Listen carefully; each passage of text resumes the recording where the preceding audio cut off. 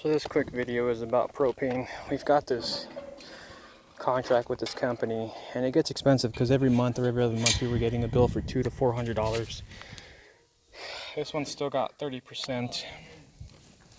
Little block off valve. This one's got 30%.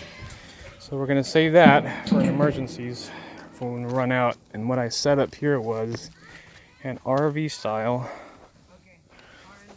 automatic switchover.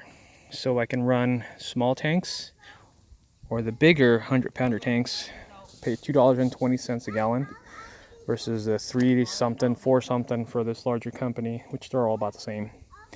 So what's neat about this one is when this one runs off, which is set to primary, or that can be the primary depending on what you want. When this one runs off, it will automatically switch over to this one, so I don't have to do it.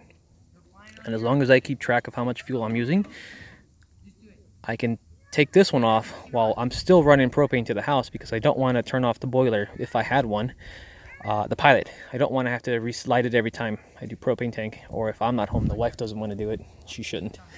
So I can keep running fuel, take this one off, swap it, or go get it refilled without having to interrupt the services. So this online, type 924N, was about $50 online.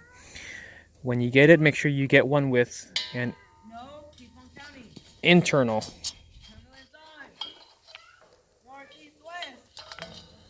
valve or adapter, because they all have internal reverse threads on the inside and external lefty loosey righty tighty threads.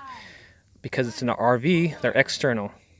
All industrial and everyone else uses internal, which means that type won't work on this one because this is also internal. Every propane tank has internal. RV style and barbecue has internal and external. So I'm gonna have to change this one out to one that's internal so I can use it with the larger, bigger 100-pound tanks, because sometimes if you buy propane in larger quantities, you can actually get a bigger discount, like at U-Haul. So get one with an internal reverse thread male adapter. Never over tighten them because they will damage. 50, about 20 online, 50 online, comes with the hose usually.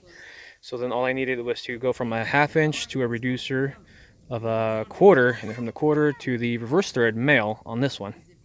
So this is a quick way of getting away from these large companies and paying the almost $4 a gallon.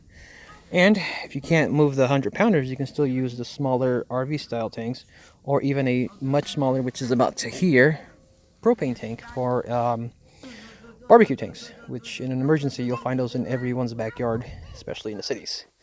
So hope this video is helpful, and if you've got any questions on this stuff, let me know, put it in the comments, or send me a message or email. Hope this helps you, and don't forget to use soapy water on every fitting you touched, because if it leaks, then you're pissing your money away.